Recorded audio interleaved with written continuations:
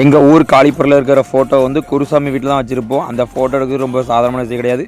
அதுக்கும் ஒரு சில கட்டுப்பாடுகள் இருக்குது. குலசை முத்தாரம்மனுக்கு மாலை போட்டு அவ்வளோ சாமியும் நேராக குருசாமி வீட்டுக்கு வந்துடும். குருசாமி வீட்டில் தான் எங்கள் ஊர் ஃபோட்டோ பூரா நாங்கள் வச்சுருப்போம். நேராக முத்தாரம்மனுக்கு ஒரு மாலையும் போட்டு ஒரு பூஜையும் போட்டு நேராக வந்து தீவாரதனை காமிச்சிட்டு பீரோவில் இருக்கிற ஃபோட்டோலேருந்து விளக்குலேருந்து சாமிக்குள்ளே அவ்வளோ பொருட்களையும் நேராக வந்து அவ்வளோ சாமிக்கு அருள்வரை வச்சு பூஜை பண்ணிட்டு தான் நேராக நாங்கள் காளிப்படை கொண்டு வருவோம். நம்ம குலசை முத்தாரம்மனுக்கு மாலை போட்டால் 3 வருஷம் தொடர்ந்து போடுறது நம்ம முத்தாரம்மனோட கட்டுப்பாடுகள். ஆனால் இருந்தாலும் நம்ம ஊரில் கிட்டத்தட்ட 10 வருஷம் 15 வருஷம் நிறைய மக்கள் போட்டிருக்காங்க. கேட்டால் முத்தாரம்மனுக்கு மாலை போட்டால் நினச்சது நடக்குன்னு சொல்லி இந்த மாலை போட்ட என்கிட்ட நிறைய பேர் சொல்லியிருக்காங்க. நானே நிறைய அனுபவப்பட்டிருக்கேன். நம்ம கஷ்டம் தீரக்கு தான் நம்ம குலசை முத்தாரம்மனுக்கு மாலை போடுவோம். அந்த 10 நாள் நம்ம விரதம் இருந்தாலும் நம்ம ஒரு வருஷத்துக்கு நம்ம இந்த தாய் நல்லா தான் வச்சுருக்கா.